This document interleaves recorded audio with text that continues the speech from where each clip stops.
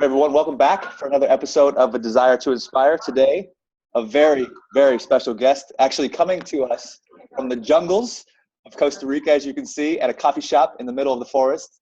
Josh Brooks, my man, thank you for joining us. Thank you.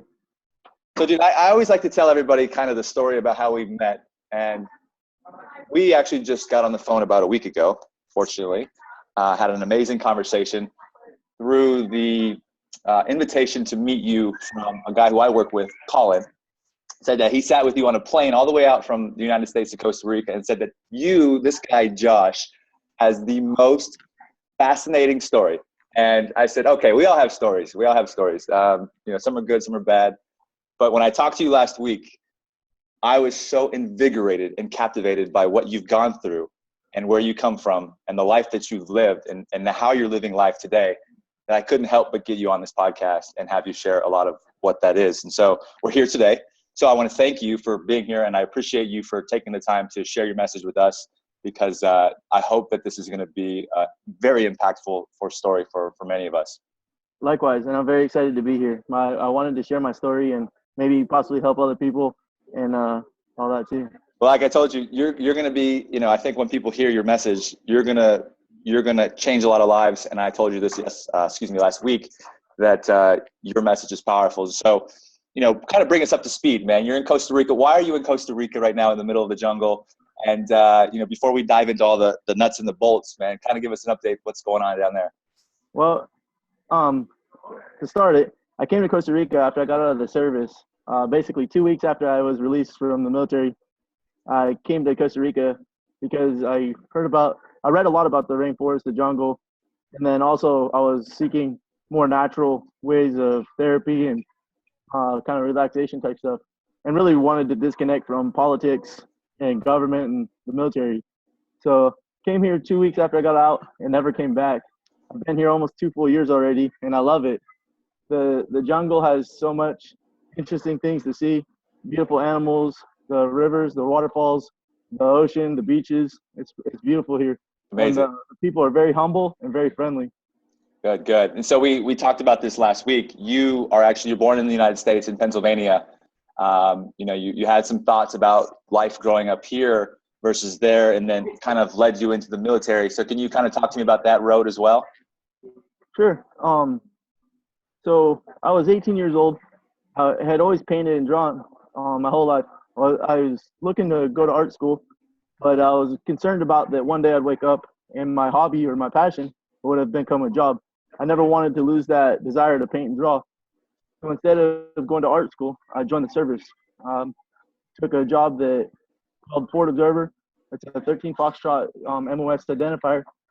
Basically, it's the front line, go out with the infantry and call in airstrikes and bombs and artillery and all that good stuff. Most people think, going into the Army is you're enlisting and you're going to sit behind some desk and you're going to, go through boot camp, which I'm sure all of that is also entailed in this. But when we talked, there was more to it than that for you. You were actually, the word that I like to use, boots on the ground. And talk to me about that whole life experience, but that more war life experience for you. What was that like? I know we could probably spend hours on this, but I really want you to be able to dive into that so we can get a real clear picture as to what life was like for you in that. So if you want to start from, the early beginnings and what it was like calling in bombs and airstrikes to, actually going and being deployed for war, feel free to have at it, man, because, it's fascinating. And I love to hear it every time. All right. So, obviously, raised in the country as a child, every little boy wants to grow up and be a man and take a job to, make your family proud or whatever, possibly be a hero. So that's kind of what motivated me to do this. I always wanted to have a job that was fulfilling with purpose. Wanted to make a difference, whether it was at war or whatever I was doing. So my first deployment was in 2002, 2003 during the invasion. I went with a unit called the Tomahawks, the Stryker Brigade. This is armored personnel carriers. We went, basically took over Iraq in a matter of days, and then we stayed there and continued to fight it out for the next year. Our deployments were a year, and then even during the other times, we were even extended longer. I had to stay 15 months or 18 months. So I had over 3 straight years, or not straight years, 3 years deployed, almost 4 while I was in the service at war. What was the experience like when you were there? What was going on? What were you seeing? We talked, last week as well about, some of the impact that being away from that period of time had on you, physically, mentally, emotionally. And so, I think in order for people to understand, some of the complexities of life, there's men like you who literally survive war. I mean, you had guns being shot at you, you had bombs being dropped around you, you had missiles being shot around you, and you were literally watching people. And I'm going to be very honest. I mean, die next to you. I hate to say it that way. And for you, I admire you because we talked about this, and it was you survived. You lived through that, and not very many people do when they're down there. So I'd like to know what that was like. Can you talk to us about that? Yeah, it's a lot to explain. You have to really put it in perspective of, it becomes a life of necessity versus wants. It's a life of, what I'm going to do today is going to determine whether I live or die, or whether we come home, or the difference that you can make while you're there as well. Every single decision you make during the day definitely has consequences. Whether you choose to eat, choose to sleep, your very next mission, you might be more tired. As we patrol the streets and go through the city, doing different type operations, clearance operations, or invasion type operations, every single thing we do has consequences. You really don't know if you're rolling the dice today and you're going to hit a 7 or 11 and crap out on the game of life. It's about the most simple way you could say it. Right. People become so what's the word? Robotic, right? Is it almost robotic? No, the word I was looking for is superstitious. People become so superstitious that, literally they'll wear the same uniform with the same stuff in the same exact pocket every day because they think that'll bring them luck.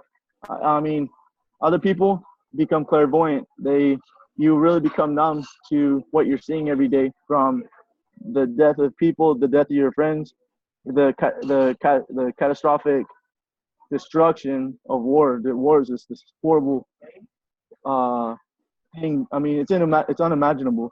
What you see in videos and movies does not even, touch the surface of what really happens at war and what's perceived of war. And you had, for yourself, you had no control over whether or not you were deployed, or did you ask for that? I was young and gung ho at one point, so I was volunteering to get on that track. In the later part of my career, I felt that I'd pretty much seen enough, and I wasn't really, so motivated to go. My motivation to go was just to protect my soldiers, because I felt that there was no one better to do it than me. Excuse me. I didn't want to let them down, and I really felt that it was my duty or obligation to bring all of them home. So what was going on in your head while all of this was going on around you? What's the mindset? What are you thinking?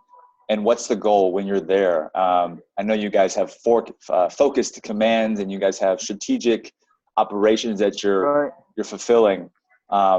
What's the mission, man? What's going on up there? As far as like the mission for the service, or my personal mission? Personal mission, yeah. What's going on in your brain? My personal mission always was to affect them and our own people in the most positive way possible. I know that sounds crazy when you're going to war, but my goal, and I've always had a belief that, we're not going to go to war and change their country by killing all their adults or killing all the soldiers and things. That doesn't change anything. So every time I went outside the wire, going outside the wire is when we leave the base or our most protected areas.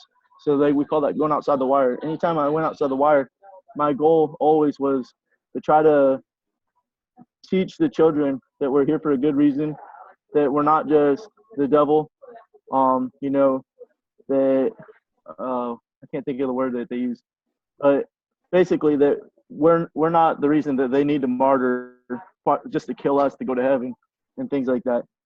I really wanted to bring our guys home. I wanted to make sure that we were doing the best. I'm a very competitive person and a very goal driven. So when I went to war, I mean, anytime I had the chance, normally I operated about 3 to 4 different radios, multitasking, as well as commanding my soldiers and drop. And so multitasking those radios, we're calling for air support, backup, commanding troops on the ground, dropping bombs, getting clearances, and all this, as well as doing calculation of, collateral damage calculations, very mathematical and very precise type calculations, as well as, holding security positions. So Right. there's a lot going on. I mean, your mind is constantly at, I would say, close to 100 or over 100% capacity. Right. Full of thinking. So it's almost like there's no room for emotion, right? I mean, it's very methodical, and the system basically is. Did you get that? I think we may have lost you there for a second over there in the middle of the gym. Can you hear me? Okay, good. All right. So it's like, do you have to just remove all of the emotion involved?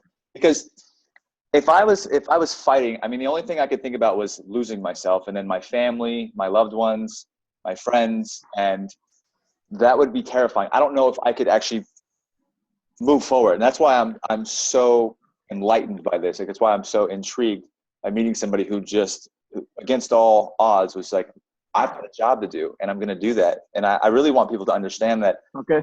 So for you to do that, when guns and bombs are being shot at you, to keep moving, it's just unbelievable to me.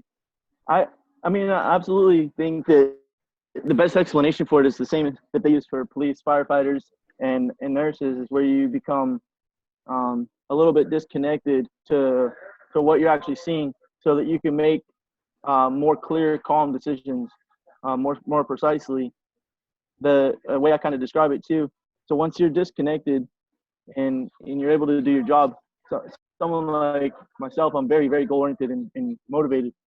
When I was calling in these bombs and things, I wanted to do it the fastest and the best I could, and I was the best at it. I have so many awards for it. Dropping these bombs and everything, it felt like at one point I had the hand of God basically helping me. These bombs are hitting and just destruction. There's estimated personnel kills or enemy kills in these. Each bomb, we have huge bombs and we have small bombs, we have guided bombs, missiles, and everything. So going from the feeling of being a hero, doing the best job I could, and protecting everybody on my team, as well as killing the enemy. But when we returned back home, I started to have a lot of issues thinking about that those people that the enemy per se, or how we categorize them, they're humans too. At the end of the day, they're brothers, fathers, sons, and everything just the same as me. Although they were fighting for something that maybe I disagree with, they were still fighting for a better future for themselves. And at the end of the day, we were fighting, and maybe it could have been changed through better conversation, through better negotiation or politics, versus that massive destruction. So it was very hard. It was very hard to accept all that after we got home. So how did you deal with it after the fact? When you got back, what was your strategy in learning to cope? Well, to be very honest, about the first 12 years, okay, my first deployment was 2002, 2003. About the first 12 years after that, I deployed multiple times, and I never spoke to anyone about it. I rarely spoke to my friends. I rarely spoke to my family. It's pretty difficult to tell someone that, I mean, as soon as someone kind of knows that possibly, the first question anyone asks a soldier that's deployed, do you ever kill somebody? They're so curious to know. They really want to know, have you ever killed someone? But if you actually went into the details about war and what happens there, they don't really want to know that. They just wanted to know the kind of movies, the movie type stuff. Right. People would actually begin to fear you. I had kind of confided in a few people close to me, my mother and my girlfriend at the time. And if I had certain kind of anger or I got upset about things, people would tend to kind of move away from you, or they feared you more. And I didn't like that feeling. I never wanted to be categorized as a monster. I mean, I'm by no means a monster. It's just dealing with a lot of the stuff after war is not something that was ever easy. Sure. Well, I think what people are seeing here is a very big, bear-like, nice, lovable, you know, now vulnerable guy. And so I'm going to ask you the question, and if you're okay and you're comfortable with it, please answer it. What are the details like? What are those experiences that happen on the ground that affect the psyche, like you've just mentioned? Okay, I'll go over a few of them. One of the ones that affects me the most, to be honest, was I had a best friend. His name was Hector Layoff. Um, he and I shared a house together before we deployed. We spent every day together. He was on another type of team. He was in an infantry squad, in which we supported sometimes. But in the day of this battle, we went into this big battle, and when they went in, I was in a basically like security holding pattern with another team. We were there to support them. This battle turned out to be like a 4-day fight, and he ended up getting killed. The day before we went to this battle, we were in his room together, just joking. You really take, sometimes people really take, and I took for granted that I'd see him again. And I paint and draw, and he'd asked me to draw him a tattoo of a guardian angel. He wanted to get a guardian angel tattoo. Wow. And the next day he was killed. And I remember hearing just come over the radio that he was shot, and he was on his way back to what we call the cache. It's a hospital. And and just right now, I feel my heart drop and just think about him and wish that I could have been there, possibly made a difference. I could have told him to take a knee, because basically he was overconfident and just standing up and was shot directly in the face. And I never got to tell him how much I loved him. I never got to tell him thank you for everything he'd ever done for me. I never got to say another word to him except goodbye, and that was the last thing I ever wanted to say to him. Then we have the special ceremonies. We go in, and all the soldiers come in. It's when they have the boots standing up and the rifle in the boots.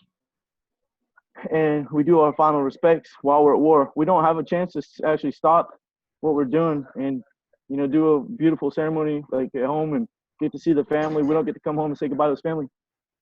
But my friend did his eulogy, and in his eulogy he said he did the greatest eulogy.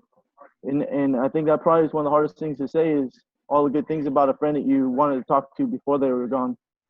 So that's affected me a lot, because now it makes me, when I say I'm going to do something, I want to do it now. I don't want to wait tomorrow. I don't want to wait 5 days. I want to do it now. I want to see the results of what I'm doing now, because you never know, if you say you're going to do something later, that you're going to have that chance. Dude, I have the chills, man, and I have, almost borderline tears falling from my eyes. I can't imagine the impact that had. Let me ask you this question. Were you going through your own mind and saying, I could have saved him? Or was it more of, I just wish I was there to kind of guide him? And what was going on at that point? Both. I mean both. I've always believed, I believe that I have a certain, I don't want to say power. I don't feel like I'm a superhuman or anything, but I believe that I can affect change, and I believe that I can affect things to have the most possible or positive outcome. I believe that if I was there, the situation could have been different. In my presence at war, our I guess our team, or the friendlies, in my presence, we'd only ever lost a couple people in 4 years. The enemy is a whole different story. I believe that because of my constant focus and telling people to take cover, get behind something, pay attention, stay alert, stay alive, we made a big difference doing that. A lot of people really become clairvoyant, and they don't do that anymore. So, I mean, I think of that absolutely, and I think that even just being there would have been comforting, even though it's horrible to see. Would have just been comforting to be a part of the main fight, to who have at least been able to say, I try to make a difference. And then replaying it in your mind is also a thing. I mean, if you think of it, it's kind of like rehearsals.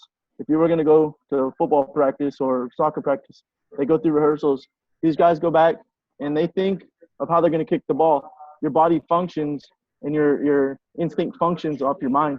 So, I mean, I replay this all the time, and this also spills into dreams, especially now. One of the reasons I ended up getting out of the service was because I had broke my hand in my sleep. These things replay in my mind. Now, I wasn't there for this situation, but other situations similar where we lost one of our soldiers, and I had told them not to pass a certain road. They went, the truck got blown up. And this poor soldier, his name was Catalan, Roman Catalan. He had just came back from what they call emergency leave, where he saw his mother. His mother was basically dying, and he was trying to get what they call compassionate reassignment to go home and take care of her. 2 days after returning, he was killed. And this plays over in my mind because I wasn't actually the person in charge, but I was calling commands and calling order over the radio to make a difference with what is going on. But when he was killed, I in my mind, I play it over and over because I could see the gunman and the triggerman. The triggerman is the guy who pushes the button to a command line that goes to the bomb, which killed him. And I play it in my mind, seeing this play out. And in my mind, I will replay it and replay it until my mind agrees or is close to agreement with that is the most perfected manner of which I could have captured, killed the gunman, protected the soldiers or whatever. It's very difficult. It's unbelievable. Unbelievable. Do you think that the training that they put you through, the boot camps and whatnot when you enlist, are effective? Do they put you through as far as a discipline that go ahead. Sorry. the discipline that you guys go through, does that set you up for success? And I'm not saying success in the sense that you're winning or losing, but you're basically more prepared. Is that really the connecting point between doing better than, say, not knowing what to do? It's a complex question. In terms of was I trained to do the specific skill in which my job was? Yes. So if I was trained to go out, pick up a radio, and call for bombs, I was trained to do that, yes. That I can do that all day long with my eyes closed. I could call bombs on autopilot. Right. And command soldiers. What you're not trained to do is accept what you're seeing, the atrocity, the tragedy of war. And then you are not trained to go through sleep deprivation at home and manage commanding troops and really getting the mission objectives. It's very difficult. So as far as doing the job, yes, you're trained for that. They do a very good job. They train you very well for the job. But as far as the emotional consequence and the things that come with that, no, absolutely not. And they don't train you for that. They don't give any do they have psychological doctors and personnel at those camps there overseas to help you guys out? To be honest, there are. I think that one of the biggest problems, I'll tell you what my issue was, and I feel that it's very shared, is that the people affected by war generally aren't going to say anything during war because, one, you have such a responsibility, almost divine responsibility to your team, that if I went and sought help during that, they would take me out of the team. If the team doesn't have me, then they have a broken link, and they're far less effective without having a person who's been there training the whole time. And as well, as soon as I would argue that if the team starts to break down like that, I don't want to call it weakness, but it would show weakness. And it would be easier if one person was come out for psychological help or therapy, it would look like one is quitting, and it would be easier for the next person. Then who would be left to fight? So I think with the dynamic of war, most people don't seek help at all. Like myself, I didn't seek help until I broke my hand in my sleep, and that was 14 years, about 12 to 14 years later, and I've been in therapy for about the last 3 or 4 years now. So how's that process been for you now? Do you feel better as a result of going to it? I mean, are you healing? You seem in a much better place right now mentally, and it seems to be working for you, right, my friend? Yes, I mean everything's a process. I still, although I really am a positive person. I've always been a motivated and positive person. The past years have been very hard on the soul and my conscience. Really come to terms with what happened at war, knowing that I did my best and that I'm not just a savage killer. It really wears on the soul and conscience. But are you saying that because people have called you a savage killer, or because these are your own thoughts that are going on in your own? My own personal feelings. Okay. I mean, my own personal feelings, because it's really hard to justify. Although, I mean, if one person goes out and kills a person, they go to prison for life, right? Right. I mean, just because they call it murder and he goes to prison for life. I mean, how difficult is it to say that I went to war and killed many people and be okay with that? That's the part is, for me, it's a very heavy conscience type thing. So I'm struggling. I struggle with it. So I have ups and downs. I mean, some days it feels so beautiful again. Now I start to feel for the first time in, I'd say 13, 14 years, my heart and mind felt like they were at the same place again. For, being in Costa Rica, I have a very beautiful, special girlfriend who supports me. She's very conscious of what's going on, and she's here to help me. So it's really starting to pull it in, and being disconnected from all the politics and things as well, because Right. I really highly disagree with the war now. After we just did all that work and then gave the country back, and basically everything we fought for was lost. So is it arguably something that you might go back into in the future, or No, are you never. and you have control over that, right? I mean, you can make the decision not to go back. Yes and no. So under the terms in which I left the military, I left on a medical that I would be unfit for duty based on breaking my hand in my sleep and the things that I was going through, because of nightmares and flashbacks and stuff. So unless I was proven fit by a therapist in the future and I wanted to go back, I wouldn't end up back in there. Right, right. You talked about, I took some notes last time we talked about being on autopilot. And, I feel like most of us live our life on autopilot, completely at the subconscious level, where it's just, not thought of. It just happens. It's just the pattern. It's the paradigm. What is it that's changed in your life that's helped you come out of autopilot and start to embrace the nature and the love of life and the people, and put some of these experiences behind you? It goes back. There was a few incidents that happened when I first was starting therapy, and I really realized that, even for my children's birthdays, I knew it was important, but I didn't feel the connection to be excited like I used to. Now I'm starting to get a little more excited about things, smile more again, and everything. My like I said, my heart and my mind are starting to feel connected again. When I was on autopilot, it basically, I felt like I didn't have a heart at all. I wasn't connected to emotion. I was able to do everything logical, as far as manage my job and train soldiers, go to war, come home. I was being promoted in the top 1% of the military. I had made E8 first sergeant in only 10 years, which is unheard of. Most people don't do that until closer to 20 years. So I was about 10 years younger than my peer group, and I was in succession to make the next promotion of E9 last year. I would have most likely made E9 last year had I not been medically retired.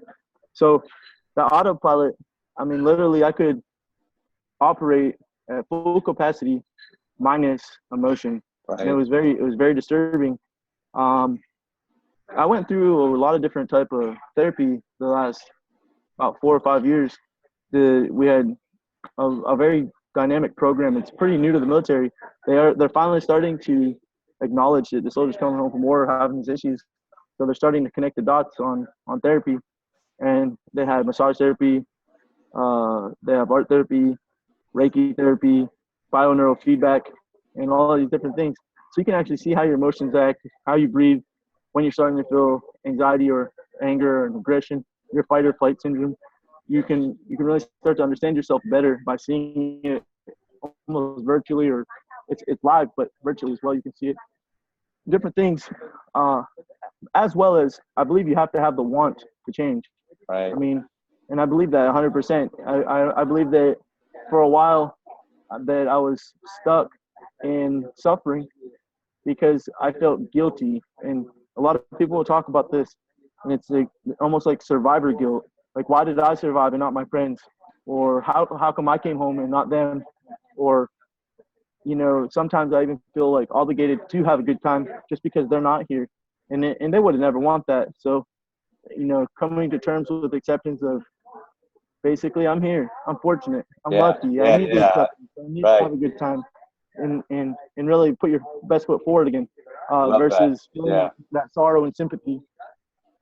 That's a great point, man. And I like to always attribute these kinds of conversations to real life. I mean, obviously you've been through much more and have a more deeper experience with the depths of, the fears and, the real life death experiences. But, having grace, right? Having grace and being grateful for what you do have versus thinking about what you don't, what's missing. And, if people can come from that place about, how amazing life is, despite a lot of the challenges and the circumstances that, might not be so much in our favor, that's really good, man. And you're coming around for yourself, it sounds like, which is amazing. And I'm proud of you, man. It's such a captivating story, and I love it. I want to talk a little bit about, the awards that you got, because there was some stuff in there that you said you were highly focused and you were systematic, and you were able to make multiple ranks basically year over year over year, crushing anybody that was basically playing at the same level as you. What was it that allowed you to get that? Like, what skills did you learn? Like, what basically allowed you to become that guy? If you could explain that to us.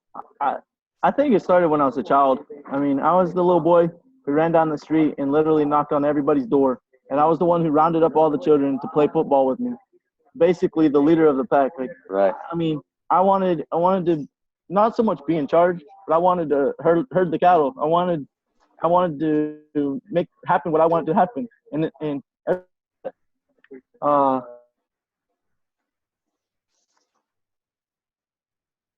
and I wanted to do it the best I could, as well as progress.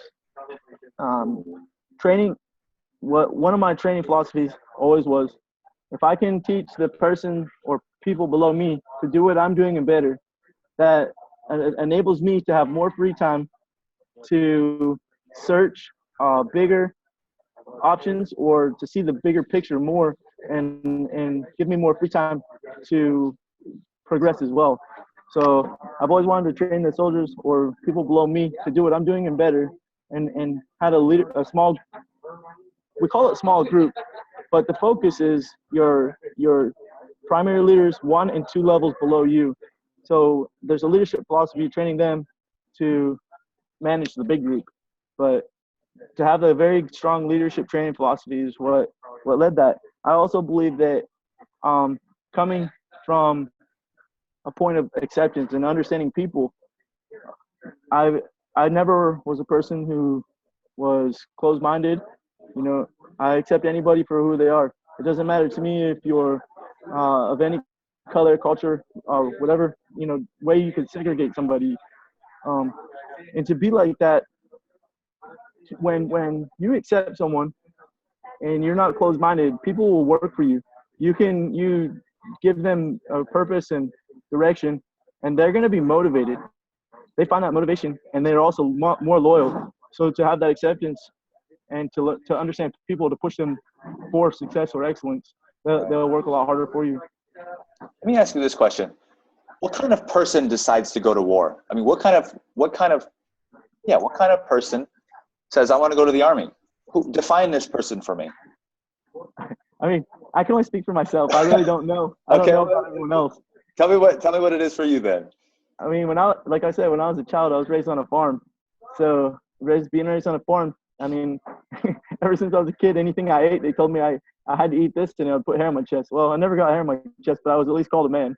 So I had to be called a man as a kid. Part of that is growing up and joining the service.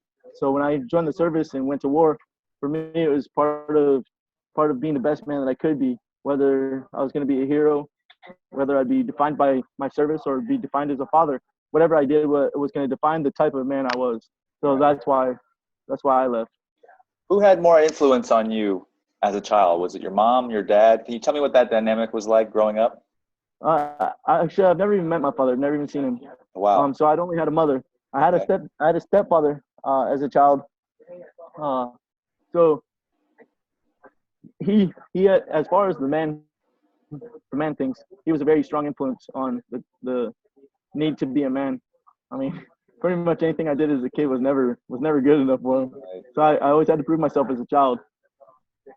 As an adult, I don't believe that I'm out to prove myself, but I want to do well. Did you? It's a strong obstacle.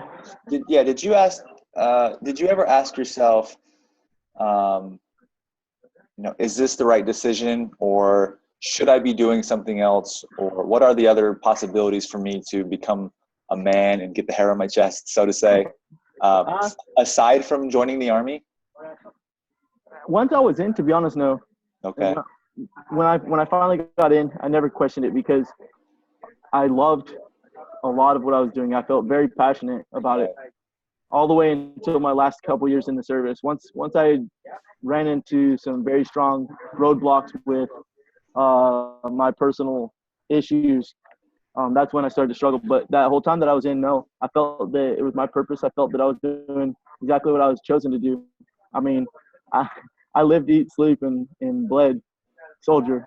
Right. I had it in my DNA, my genes. Sure. So I wanted to be the best like when I grew up, join the army, be the best you can be.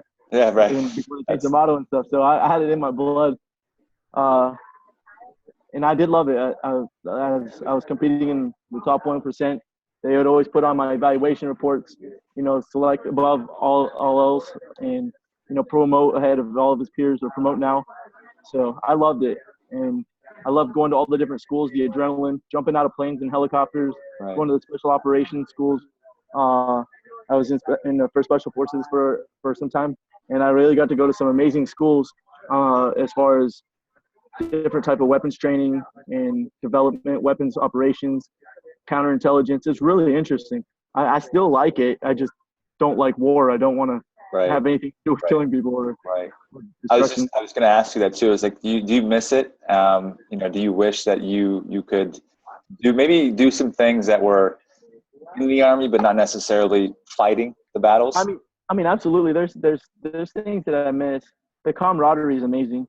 Right. The brother that when you see those movies like Band of Brothers and things, they really hit the nail on the head with that, saying the family, the relationship of the soldiers. That's such a beautiful, strong relationship that you can have like that.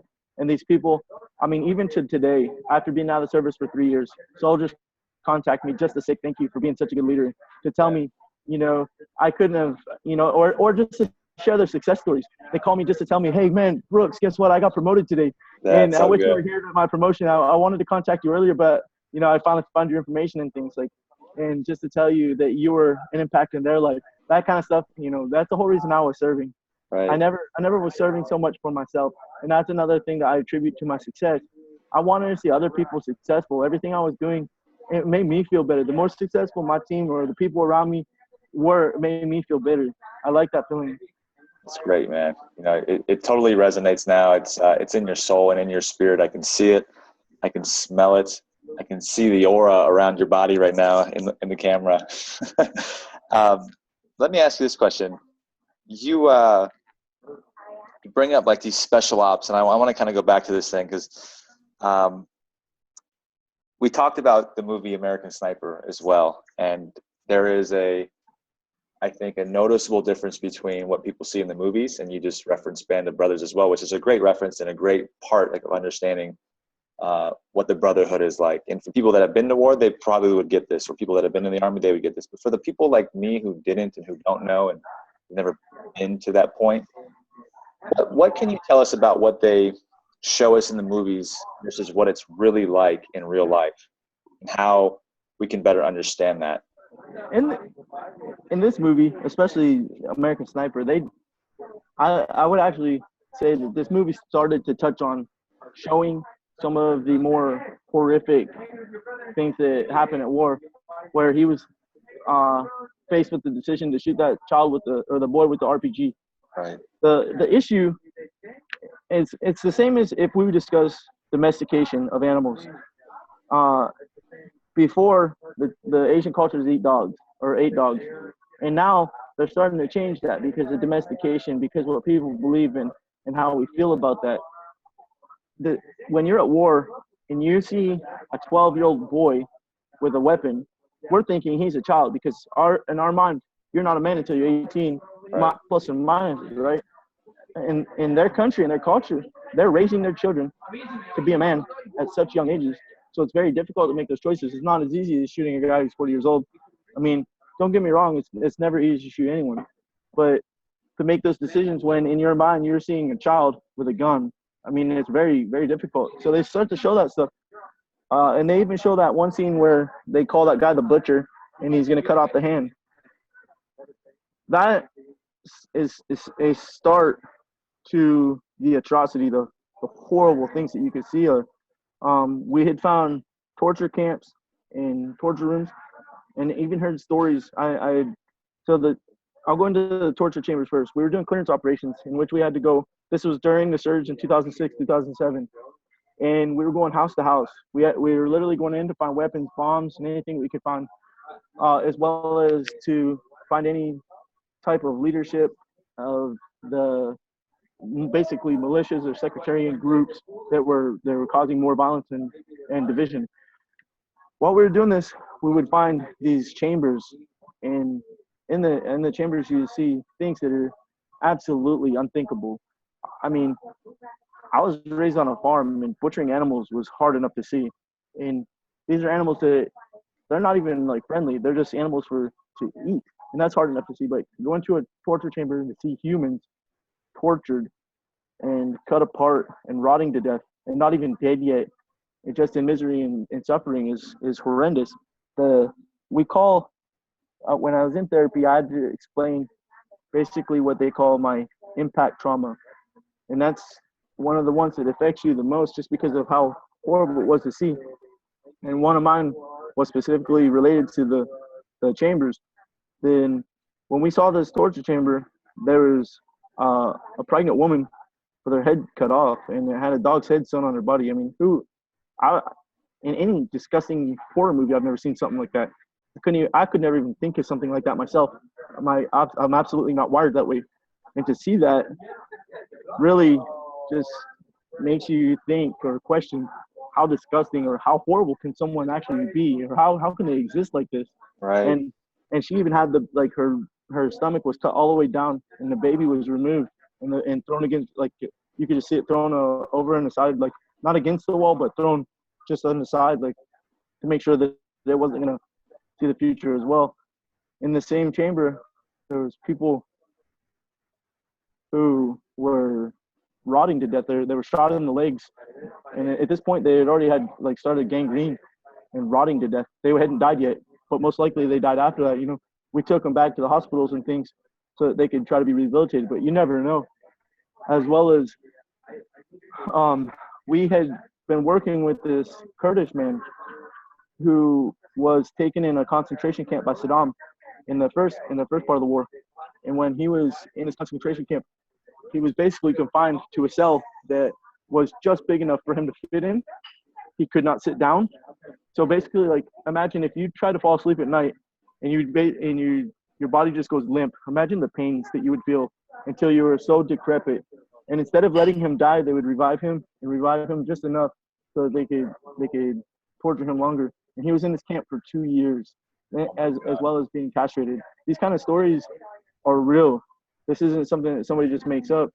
And now he dedicates his life to serving the United States military because, I mean, more or less revenge because his whole family was killed. But that's the kind of things that, I mean, people really have no idea about war and whatever. You know, we sit here in America and we talk about Geneva Conventions. We have all these rules that we follow, but other armies don't follow. And, you know, we're worried about waterboarding someone to get information because it's cruel and unusual punishment. But they're literally cutting our heads off and torturing us and doing whatever they can to get information out of Americans or Kurdish or whoever they want to influence. And these are prisoners, right? The people that have been captured and tortured? Prisoners of war, or are who are these people that Yes. are essentially being found in these camps? They're not prisoners of war under America. They're just prisoners under, for example, the Sectarian division is more or less Sunni and Shiite in Iraq. So generally a group of Sunnis would capture and torture the Shia people, basically in a fight for more land or a fight to divide them, in different reasons, political agenda. It's unbelievable. I mean, I can't believe this. You've been to Iraq 2 different times. I see in my notes. It's 2002 and 2003, and then you were at the surge in 2005, 6, and 7. I went in 2002, 2003, and then I went back again, 2006, 2007, and then as well as 2009, Unbelievable. 2010. And so now, being back on, you know, grounded, earthy, rainforest stuff, you talked about some lessons in humanity as well. I wanted to bring your attention to those. What can you tell us about that? You know, from what you've learned in war, and how we could apply some of those things, maybe for us that are, you know, ordinary. We're all ordinary, lovable, great human beings, in my opinion. But what can you teach us about that experience that we could use for our everyday lives? Well, I tell you, the fastest way to get somewhere is communication, and breaking down the barriers of communication definitely is understanding other humans, understanding the basic word that you need to understand is understanding. Right. Once you have really good understanding and acceptance of other humans, that entails humanity. Everyone, we're all here. We all have an agenda. We all have a motive. And whether you're boyfriend and girlfriend in that kind of relationship, whether you're two guy friends playing football, if you win, you have to understand each other. You have to communicate everything that you're doing.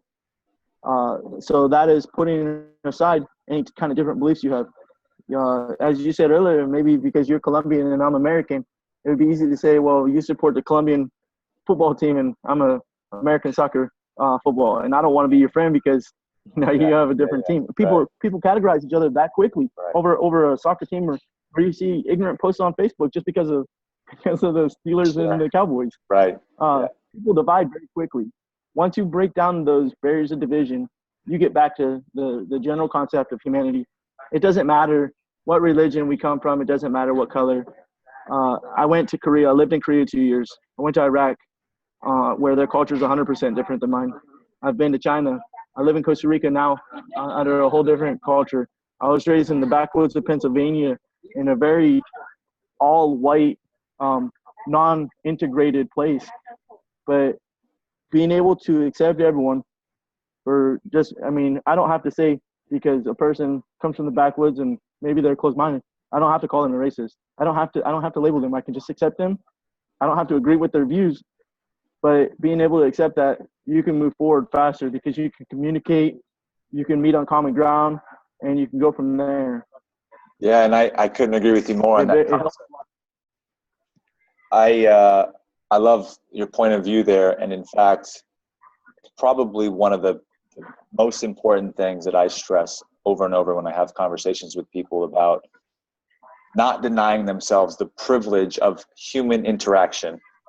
We were put on this earth to meet other people, whether they're like us or not. In fact, I challenge people to meet people who are unlike them, as long as they're not being threatened in any way, which usually if you're threatened by your health or your life, challenge yourself to open up to somebody, say hi, do something uncomfortable. That's what I like to call living.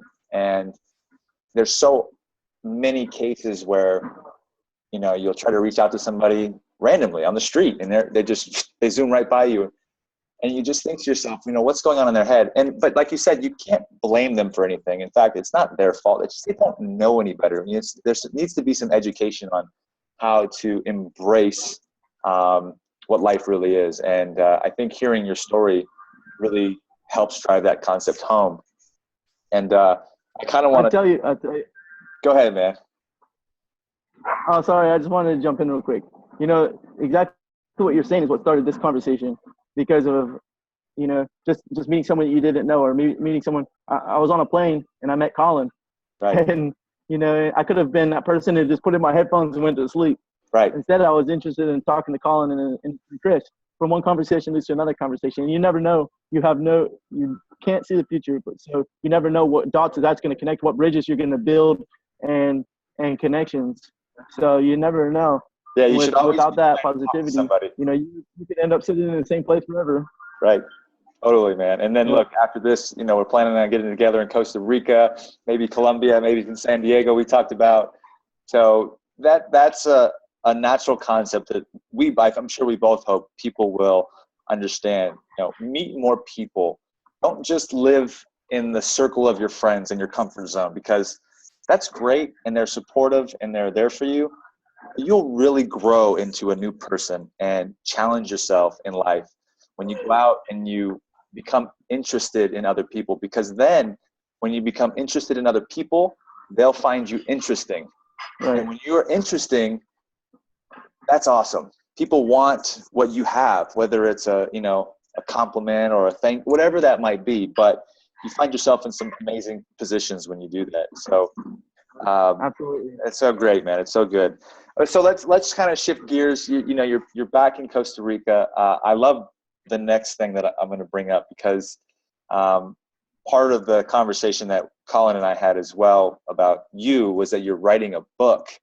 And I was very intrigued at this from the beginning, because I just wrote a book and it's like, all right, another author, amazing.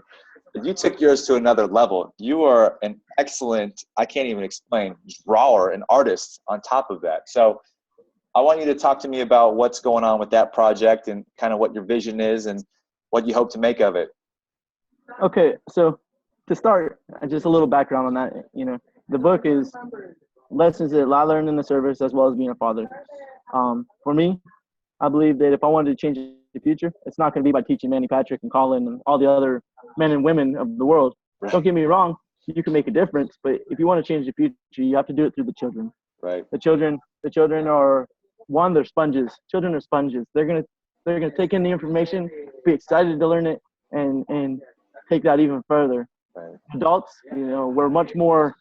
We might already know it, or we think we know it, or we don't think we need that information. So sometimes we're not, as you told me last week, as coachable or as accepting to receive more information. But children are sponges, and my goal is to share a story about humanity to the children, and I want to reach as many children as possible with the story. So I've written and illustrated a story that I'm going to call that it's called A Meal for All, and it's basically a conversation between a mother and her son. And her son has all these different friends. So they're all different types of animals, different colors, different religions, and doesn't matter about their sexual orientation or anything. I've written it so that fifth graders could read it, and it's meant for all children of all ages and adults as well. Because if the parents are reading these stories to their children and they're trying to pitch it, they're gonna feel it too. I wanted to make the illustrations very captivating, so I drew it all myself instead of searching for someone to do anything like that. Right. I wanted it to be something that they could hear once or twice and remember. So I wrote it on almost in poem format, where it has rhyme and rhythm. So that when they read it, they can really get the feeling of it.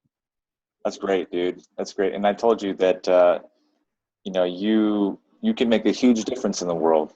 And I will remind you of that 20 times over, if 100 if I have to. But your story is something that people can use and that somebody could have to hear daily. I mean, people could use your experience as catapult to really, I think, step into their own potential. So I encourage you to keep following that dream, my friend, and to keep following that new inner guidance that you have. And, you know, that smile that you've got on your face right now is you know, it's very soothing to see that you've gone through so much, and now you're still this big, you know, you're a very large human being, by the way. You're Jesus, my God. You're like, how much do you weigh, by the way? 210 Okay. pounds. All muscle, by the way. But to continue off on that journey is, I feel like it's just the beginning of your life, dude, and you're gonna do many great things. So, you know, keep up the good work, man. Thank you very much. Yeah. So hey, listen, you know, before we wrap this up, you know, I want to ask you two things before we're done. The first thing is, what is missing in your life right now? What is missing in my life right now? I think if I had to say I was missing one thing, it's really just having my personal confidence the way it used to be. Um, after all that time in war and coming back and reevaluate, I mean, it was such a reevaluation of matching my feelings to morals and beliefs. There was such a strong detriment in my beliefs, because I had questioned, how could I do this if I, in my heart, believed killing was wrong? How could I go to war and kill so many people? And going through all that made me question me as a man. And when you start to question who you are, you start to lose that confidence. I'm really working.